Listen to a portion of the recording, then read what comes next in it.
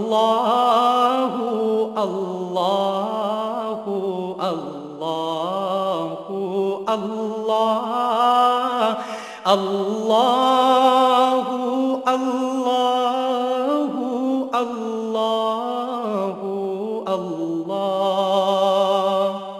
الحمدللہ رب العالمین والصلاة والسلام علی حبیبہ محمد وآلہ وصحبہ اعوذ باللہ من الشیطان الرجیم بسم اللہ الرحمن الرحیم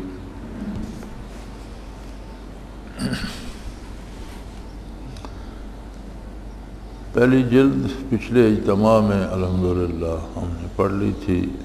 اللہ کریم توفیق عطا فرمائے تو یہ 2 جلدوں میں مسائل ہیں۔ دوسری جلد شروع ہوتی ہے سورہ کہف سے۔ فرمایا قولہ تعالی الحمدللہ الذی انزل علی عبدہ الکتاب، تمام تعریفیں اس اللہ کے لیے ثابت ہیں جس نے اپنے بندہ پر یہ کتاب نازل فرمائی۔ فرماتے ہیں اس میں دلالت ہے اس بات پر کہ مقام عبدیت کے مشابہ کوئی مقام نہیں، اور حضور صلی اللہ علیہ وآلہ وسلم اس کے اعلیٰ مراتب میں ہیں۔ قرب الہی کے اور وصول اللہ کے جتنے مراتب اور مراقبات ہیں، ان میں سب سے آخری دائرہ عبدیت ہے۔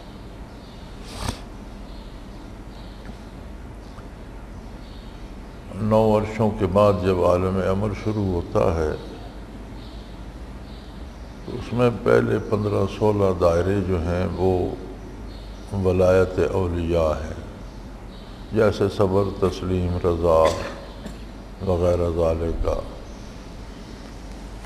وہ ایسے دوائر ہیں جن میں پہنچنے پر ولی کو ان شعبوں میں اللہ کی طرف سے کمال عطا ہوتا ہے۔ دائرہ صبر میں اسے صبر کی توفیق ارزاں ہو جاتی ہے۔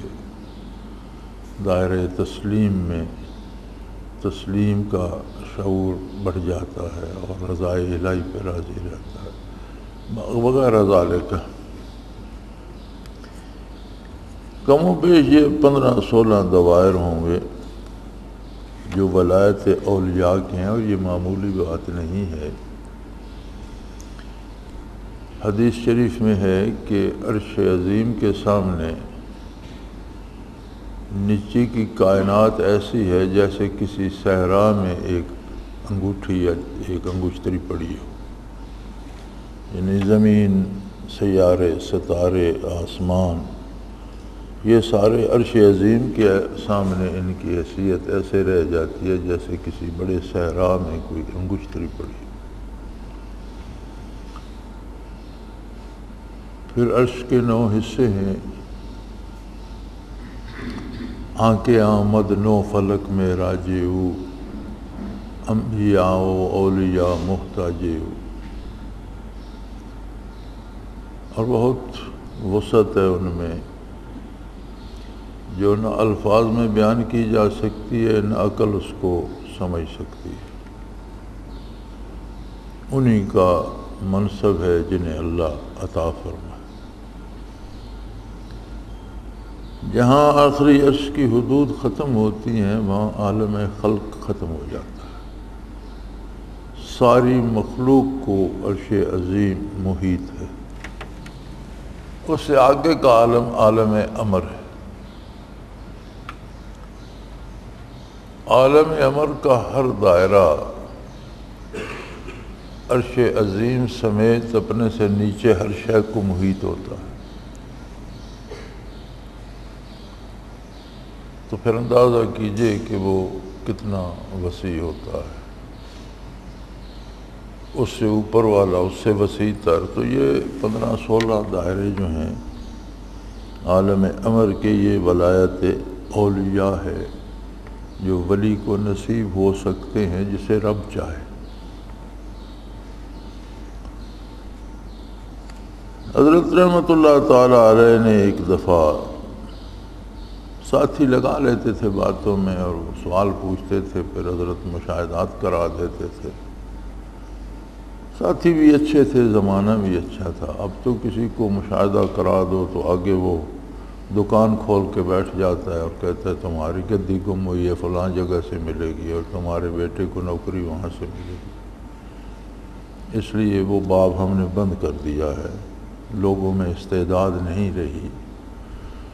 لوگ جواہرات دے کر دال روٹی خریدتے ہیں یا سستی شہرت خریدتے ہیں، اس لیے تو حضرت نے اس پہ بڑی تحقیق فرمائی۔ مجھے صحیح تعداد یاد نہیں ہے، لیکن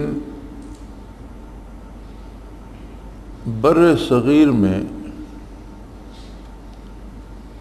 صغیر فتح ہونے سے پہلے اسلام یہاں آ چکا تھا،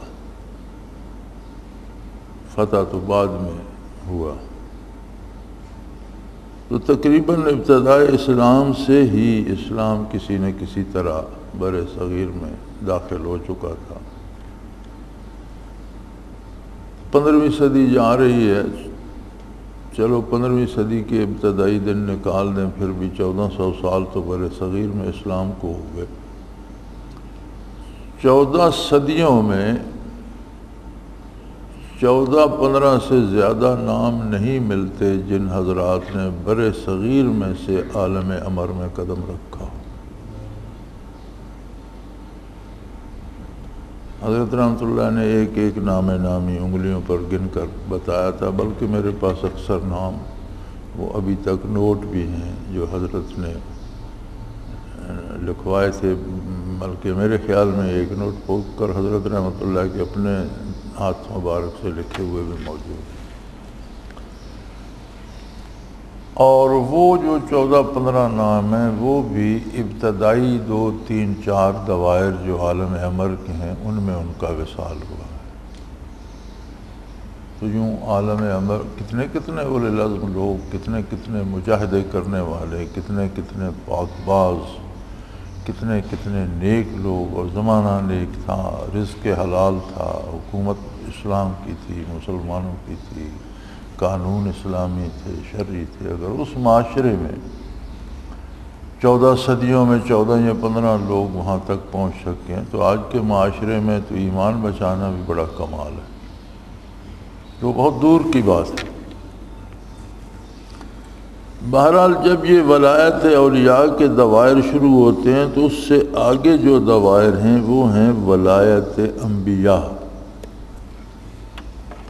نبی تخلیقی طور پر نبی ہوتا ہے، لیکن مبعوث ہونے سے پہلے جو کیفیت قرب الہی کی نبی کو حاصل ہوتی ہے اسے ولایت انبیاء کہتے ہیں۔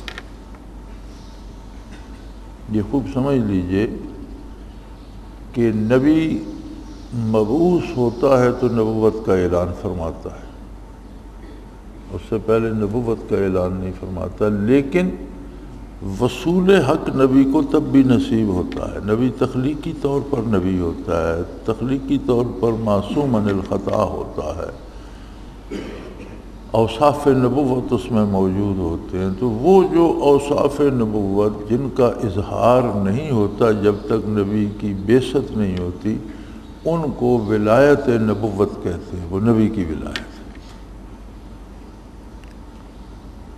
تو تقریباً یہ ولایت اولیاء اور ولایت انبیاء ملائی جائے تو دار ابدیت جو ہے یہ کم و بیش اس وقت میں صحیح گن تو نہیں سکتا، لیکن 50 کے لگ بھگ دوائر بنتے ہیں، جس میں 15-16 ولایت اولیاء کے ہیں، اس سے آگے سارے ولایت انبیاء کے ہیں۔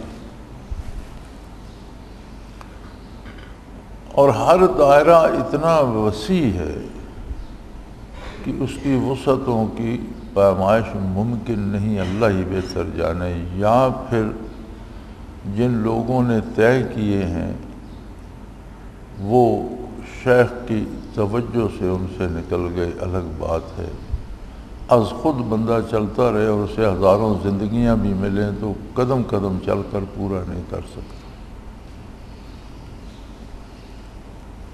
تو عرض کرنے کا مقصد یہ ہے کہ آخری دائرہ جو ہے سب سے آخر وہ دائرہ ابدیت ہے جہاں ولایت ختم ہو جاتی ہے، اور یہ بہت دور کی بات ہے۔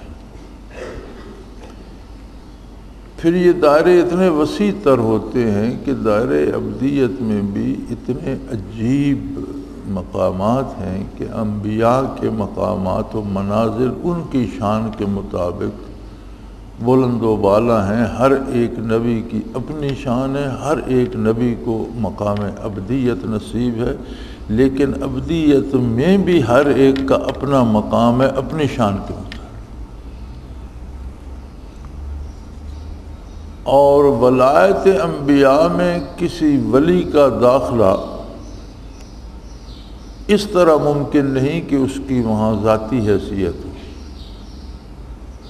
ولایت انبیاء اولیاء اللہ کو نصیب ہوتی ہے، اس میں وہ اللہ انہیں لے جاتے ہیں، لیکن اس طرح جس طرح شاہی محل میں بادشاہ کے خادم جاتے ہیں۔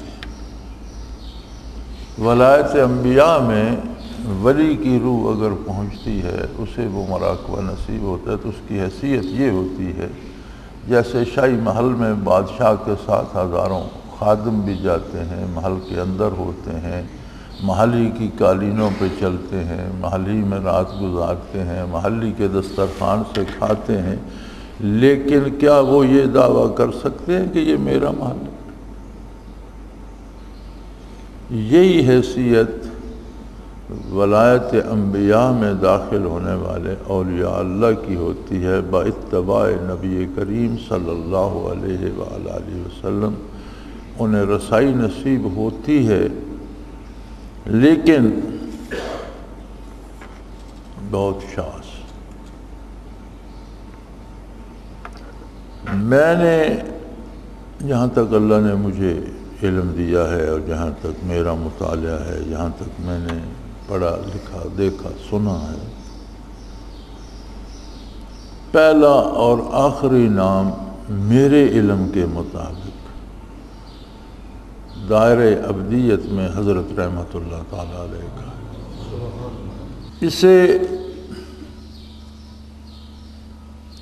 ان باتوں پہ بڑی تنقید ہوتی ہے اور لوگ بڑے ناراض ہوتے ہیں۔ کچھ ایک بات تو یہ ہے کہ ہر آدمی کو اپنے پیر اپنے شیخ سے بڑی عقیدت ہوتی ہے اور وہ سمجھتا ہے کہ میرے پیر کے منازل سب سے بلند ہونے چاہیے، کسی دوسرے کا نام کیوں آئے۔ دوسرا اعتراض یہ ہوتا ہے کہ یہ آپ کی عقیدت ہے اور آپ اپنی عقیدت سے کہہ دیتے ہیں اور یہ سب تو، لیکن یہ باتیں نہیں صحیح نہیں ہے۔ میں جو کچھ کہہ رہا ہوں وہ اپنے اللہ کے عطا کردہ علم کے مطابق، میرے علم کے مطابق جو حقیقت ہے میں وہ بیان کر رہا ہوں۔ میں نے تبع تابعین کے بعد کسی ولی کا نام، کسی ولی کی ذات کو وہاں تک پہنچتے نہیں دیکھا، اور اس کی ظاہری دلیل بڑی واضح اور سامنے ہے کہ بڑی بڑی ہستیاں گزری اور انہوں نے زمانے کو ہلا کر رکھ دیا، انقلابات برپا کر دیے۔ سیدنا شیخ عبد القادر جیلانی رحمۃ اللہ علیہ، حضرت مجدد الافسانی رحمۃ اللہ تعالیٰ علیہ، برِ صغیر میں حضرت معین الدین اجمیری رحمۃ اللہ علیہ، داتا صاحب، یہ ایسے لوگ تھے کہ جنہوں نے اپنے زمانے میں انقلاب برپا کر دیے اور لاکھوں غیر مسلموں کو اسلام نصیب ہوا اور ہزاروں مسلمانوں کو اللہ نصیب ہوئی، اور تاریخ تصوف ایسے ناموں سے بھری پڑی ہے۔ لیکن جس انداز اور جس حیثیت سے، دیکھیں لاکھوں لوگوں کو مشرف و اسلام فرمایا جن ہستیوں نے، ذکر قلبی انہوں نے بھی گنتی کے لوگوں کو بتایا، تسبیحات بتائیں، وظائف بتائے، عقائد کی اصلاح کی۔ تو میں عرض کر رہا تھا کہ بے شک یہ بات درست ہے کہ ہر مرید کو، ہر طالب کو اپنے شیخ سے بے پناہ عقیدت ہوتی ہے، اس لیے کہ حصول فیض کا راستہ ہی ادب و عقیدت ہے۔ عقیدت نہیں ہوگی تو ملے گا کیا؟ لیکن ایک ظاہر سامنے دلیل جو ہے وہ یہ ہے کہ بڑی بڑی ہستیوں نے بے شمار لاکھوں لوگوں کو انقلاب آشنا کیا اور کفر کی تاریکیوں سے نور اسلام میں لائے، لیکن ایک بات یاد رکھیے کہ ذکر خفی، ذکر قلبی یا مراقبات گنتی کے لوگوں کو کرائے گی، لاکھوں افراد میں سے 4 5 7 10 چنیں گے۔ ساری تاریخ تصوف دیکھ لیں، مجازین اصلاح احوال کے لیے صاحب مجاز بنا دیے جاتے تھے، جو بندہ عملاً نیک ہو گیا اور روزمرہ کے مسائل سمجھ سکتا ہے، پورا عالم ہے یا نہیں، اسے صاحب مجاز بنا مقرر فرما دیتے تھے کہ دوسروں کی اصلاح کرتا رہے۔ لیکن ذکر خفی قلبی اور مناظر سلوک گنتی کے لوگوں کو بتائے گئے۔ یہ حضور کے زمانے میں جو آیا صحابی بنا، صحابہ کے زمانے میں جسے مجلس نصیب ہوئی تابعی بنا، تابعین کی خدمت میں حاضری کی سعادت جسے نصیب ہوئی تبع تابعی بنا، اس کے بعد پھر گنتی کے لوگ اہل اللہ سے قلبی طور پر سلوک و تصوف اور حال میں گنتی کے لوگ مستفید ہوئے۔ یہ 14 صدیوں بعد حضرت رحمۃ اللہ علیہ کا نام آتا ہے کہ جو بھی آیا اسے سلوک و تصوف نصیب۔ اس کی نظیر علمی اور تاریخی طور پر 1400 سال میں نہیں ملتی۔ تو اگر کسی ہستی کے پاس جو بھی آیا، میں نے عموماً ہمارے ہاں ایک رواج ہے ہمارے دیہات میں کہ لوگ وضو جا کر مسجد میں نماز کے لیے مسجد میں جا کر وضو کرتے ہیں، تو ایک خادم رکھا جاتا ہے جو مسجد میں پانی بھر دیتا ہے۔ وہ بڑے بڑے مٹکے سے بنے ہوتے ہیں، وہ گھر والوں کو لگا کر سر پر یا گدے رکھ کے ان پر لوٹ، وہ اس کا کام ہے کہ وہ پانی سے وہ بھرے رہے۔ میرا تجربہ یہ تھا کہ عموماً وہ گاؤں کے غریب لوگوں کو رکھتے اور وہ عموماً بے نماز ہوتے تھے، پانی بھر جاتے تھے اور نمازیں نہیں پڑھتے تھے۔ حضرت رحمۃ اللہ علیہ کی مسجد کا خادم جو پانی بھرنے پہ معمور تھا وہ بھی فنا فی الرسول تھا اور صاحب کشف و مشاہدہ تھا، اور ہم لطائف کیا کرتے تھے تو اس سے بھی ہم بعض باتیں پوچھا کرتے تھے۔ تو یعنی جس ہستی سے اس قدر فیوز باطنی مخلوق کو نصیب ہوئے، ہو رہے ہیں، اور اللہ کرے ہمیشہ ہوتے رہیں، کیا یہ عجیب بات نہیں کہ ایک شخص دور دراز ویرانوں میں ایک اجاڑ گاؤں میں زندگی بسر فرما کر دنیا سے پردہ فرما گیا، کوئی اخبار ان کا نام نہیں لکھتا، کسی ٹی وی پہ اس کا کوئی پروگرام نہیں چلتا، کوئی میڈیا، کوئی ذریعہ ابلاغ ان کی حقائق بیان نہیں کرتا، لیکن روئے زمین پر اراؤنڈ دا گلوب کوئی ملک ایسا نہیں جہاں اس کے شاگرد اس سے مستفید ہونے والے اللہ اللہ نہ کر رہے ہیں۔ اسلامی ممالک تو ایک طرف رہے، تمام کافرانہ ریاستوں میں بھی لوگ اللہ اللہ کر رہے ہیں، ذکر کر رہے ہیں، مراقبات کر رہے ہیں۔ یہ رات کا ذکر جب ہوتا ہے تو بین الاقوامی طور پر پوری دنیا کے گرد سے لوگ اس میں ہوتے ہیں۔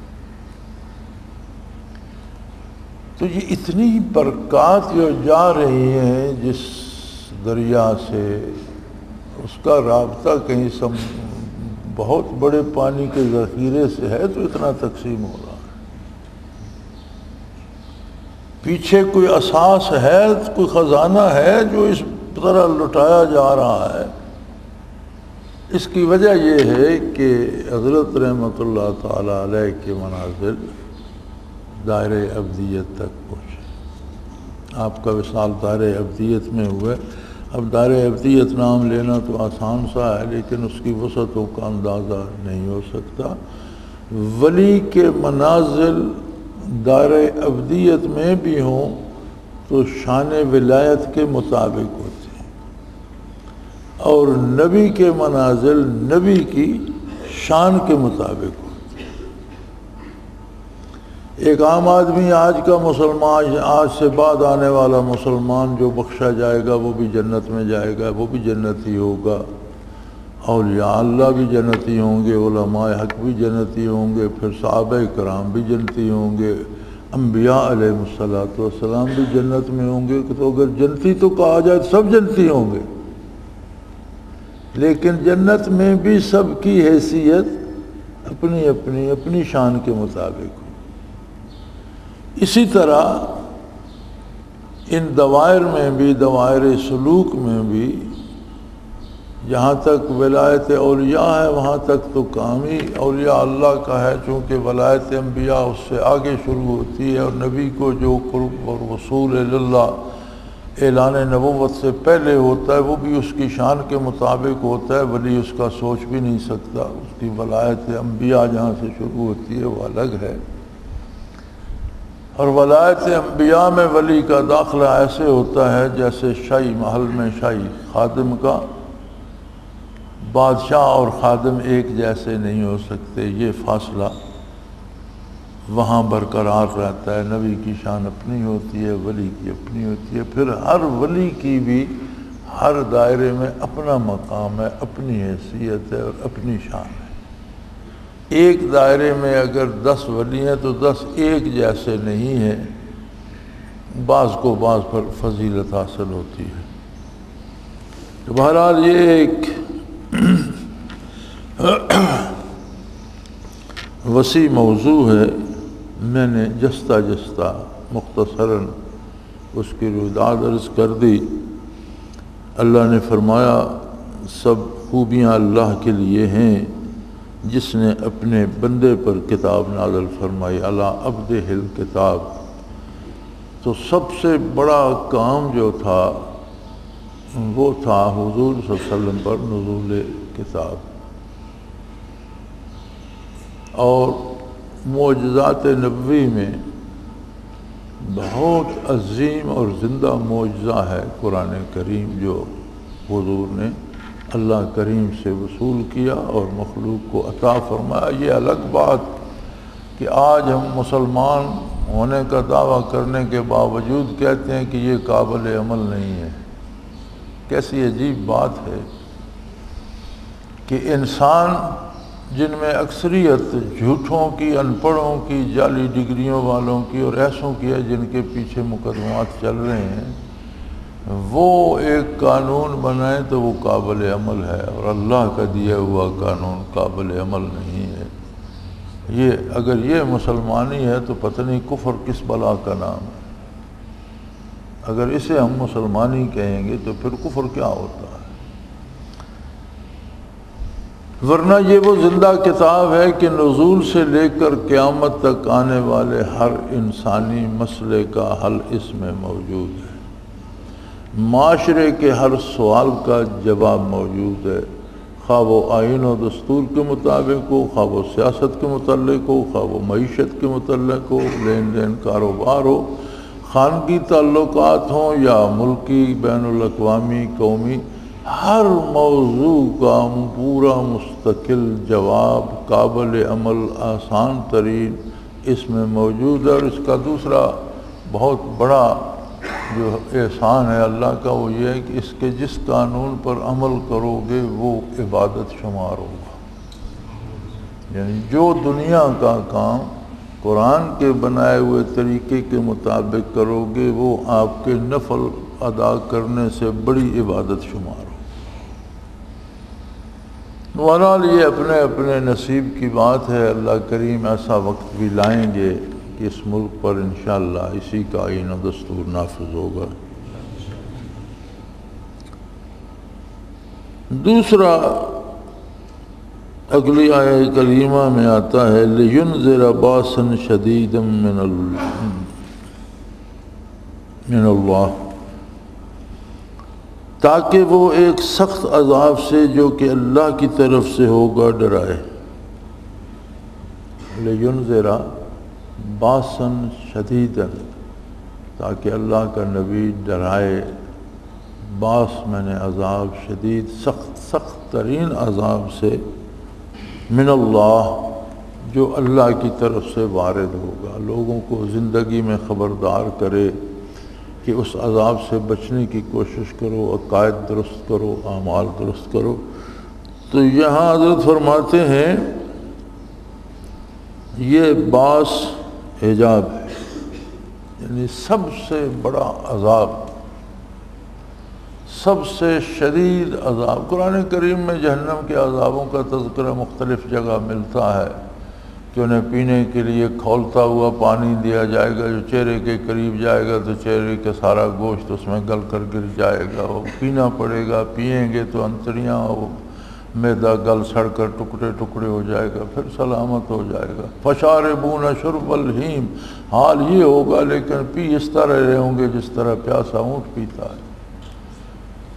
اسی طرح زنجیروں میں جکڑے جائیں گے، توق پہنائے جائیں گے، آگ میں پھینک دیے جائیں گے، پیپ کھلائی جائے گی، یہ ہوگا وہ بڑے بڑے سخت عذابوں کا تذکرہ قرآن کریم میں موجود ہے۔ پھر اس کی تفسیر میں حدیث شریف میں بہت سی تفصیل موجود ہے، لیکن قرآن کریم کے مطابق حضرت فرماتے ہیں کہ سب سے بڑا عذاب حجاب ہوگا، باسن شدید، سب سے بڑا عذاب یہ ہوگا کہ کسی کے سامنے اور ذات باری کے درمیان حجاب آ جائے، یہ سب سے بڑا عذاب ہے، کیونکہ باقی سارے عذاب پھر اس پر مرتب ہوتے ہیں،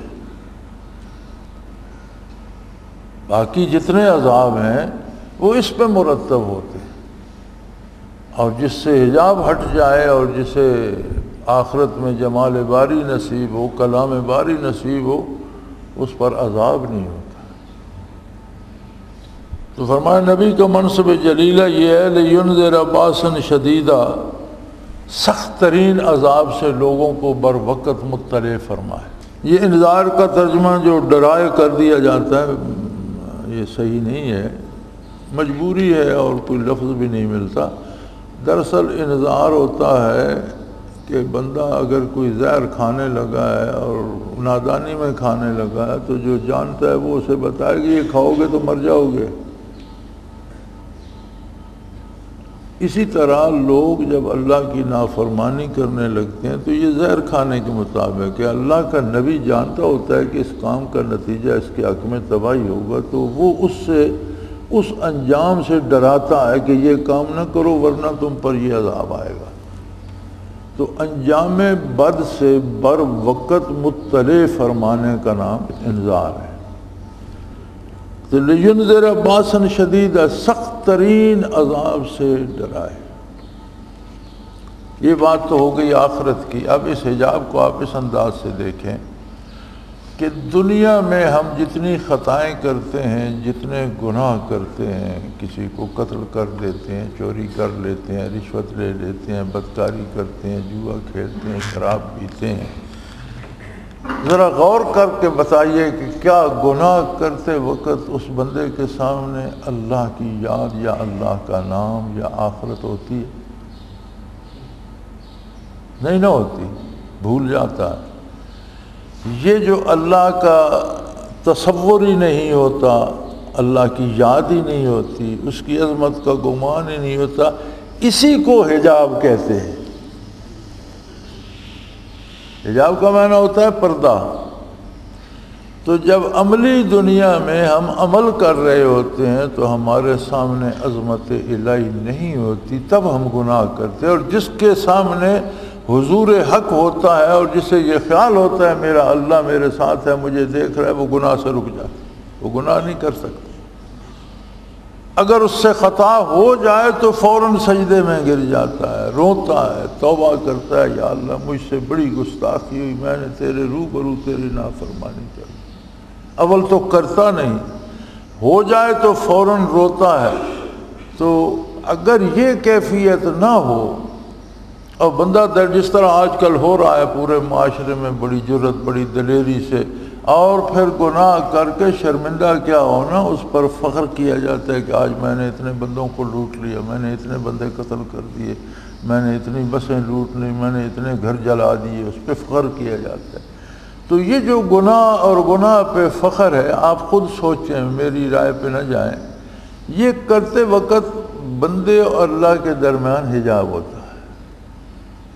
اسے اللہ کی یاد، اللہ کی عظمت، اللہ کی بارگاہ میں حاضری کچھ یاد نہیں۔ یہی حجاب جو ہے یہ آخرت میں دیوار بن جائے گا بندے اور رحمت الہی کے درمیان۔ یہ نہیں کہ وہاں حجاب بنا دیا جائے گا، ہم خود یہاں سے خرید کر لے جا رہے ہیں۔ تو اگر اخروی اس سب سے بڑے عذاب حجاب سے بچنا ہے تو اس دنیا میں زندگی کو حضور حق میں بسر کیجیے۔ زندگی میں کام کرتے وقت، منہ کھولتے وقت، بات کرتے وقت، لین دین کرتے وقت یہ یاد رکھیں وَهُوَ مَعَكُمْ أَيْنَمَا كُنْتُمْ، تم جہاں کہیں بھی ہو تمہارا پروردگار تمہارے ساتھ ہے، تمہارا پالنہار تمہارے ساتھ ہے، تمہارا اللہ تمہارے ساتھ ہے۔ تو جب یہاں حجاب نہیں ہوگا تو کام میں برکت بھی ہوگی، تائید باری بھی نصیب ہوگی، ثواب بھی ہوگا، قرب الہی بھی نصیب ہوگا، اور زندگی پرسکون بھی ہوگی۔ یہاں بھی جب حجاب آ جاتا ہے تو ہم نے زندگی میں بڑے بڑے خان اور بڑے بڑے ملک اور چودھری کہلوانے والے بڑے بڑے بدماشوں کی آخری عمر بھی دیکھی ہے، جب انہیں ان کے بچے لاتے مار رہے ہوتے ہیں اور بیویاں گھر سے نکال دیتی ہیں، وہ ساری خانگیری چلی جاتی ہے، کرو خر چلا جاتا ہے۔ میں نے بڑے بڑے نامور ڈاکوؤں کو مانگ کر کھاتے دیکھا۔ ہمارے ہاں ایسے ڈاکو بھی گزرے ہیں جو متحدہ ہندوستان میں پورا ہندوستان، کلکتہ، بنگال تک اور بمبئی تک ان کی یلغار ہوتی تھی اور بڑے نامور تھے۔ پھر میں نے ان کو زکوٰۃ اور خیرات مانگتے بھی دیکھا۔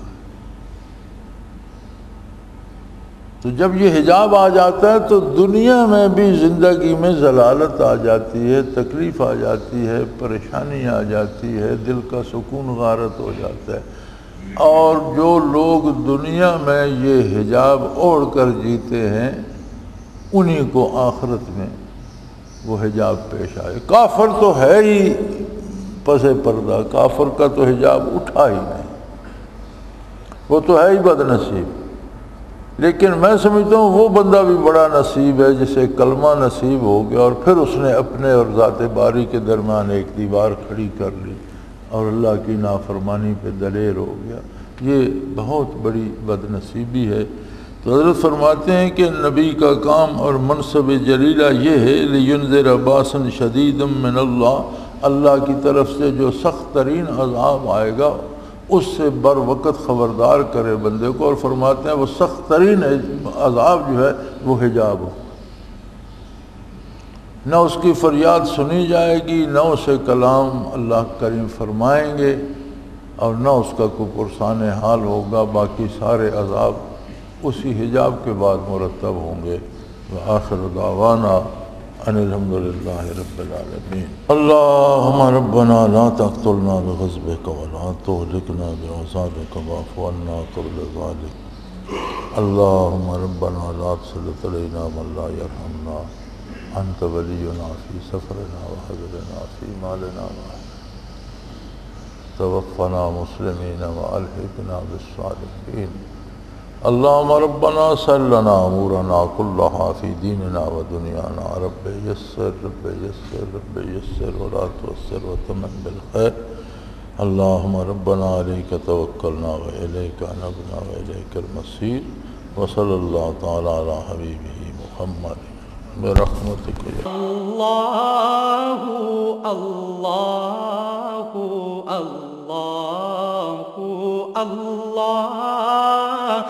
اللہ اللہ اللہ اللہ۔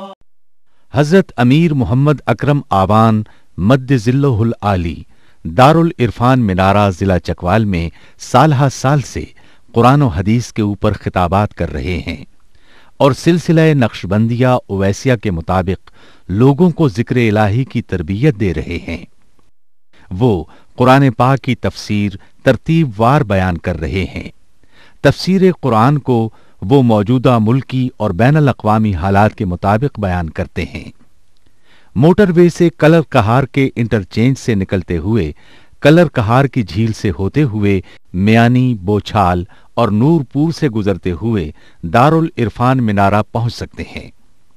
حضرت امیر محمد اکرم آوان نے بچیوں اور بچوں کی دینی اور دنیاوی تعلیم کے لیے سقارہ اکیڈمی کے نام سے ایک درسگاہ بھی قائم کی ہے، جس کا افتتاح ملک پاکستان کے صدر جنرل محمد ضیاء الحق نے اپنے دست مبارک سے کیا تھا۔ وہ تمام احباب جو اسلام کی طلب رکھتے ہیں ان سے گزارش ہے کہ دارالعرفان منارہ ضلع چکوال میں امیر محمد اکرم آوان صاحب کے خطابات سے مستفید ہوں۔ وہ ہر جمعے کو نماز سے پہلے بیان فرماتے ہیں۔ ہر ماہ کی پہلی اتوار کو ماہانہ اجتماع ہوتا ہے جس میں آپ خصوصی خطاب فرماتے ہیں اور پاکستان کے چاروں صوبوں سے احباب اس اجتماع میں شرکت کرتے ہیں۔ اس کے علاوہ یہاں سال میں 2 مرکزی اجتماعات بھی ہوتے ہیں، ایک رمضان المبارک میں اعتکاف کا اجتماع اور دوسرا جولائی اور اگست میں 40 دن کا اجتماع ہوتا ہے جس میں روحانی تربیت کی جاتی ہے۔ اپنا خون سیماب دے کر اتنا ہم کر جائیں گے، نام آقا کا چمن میں پھر رقم کر جائیں گے۔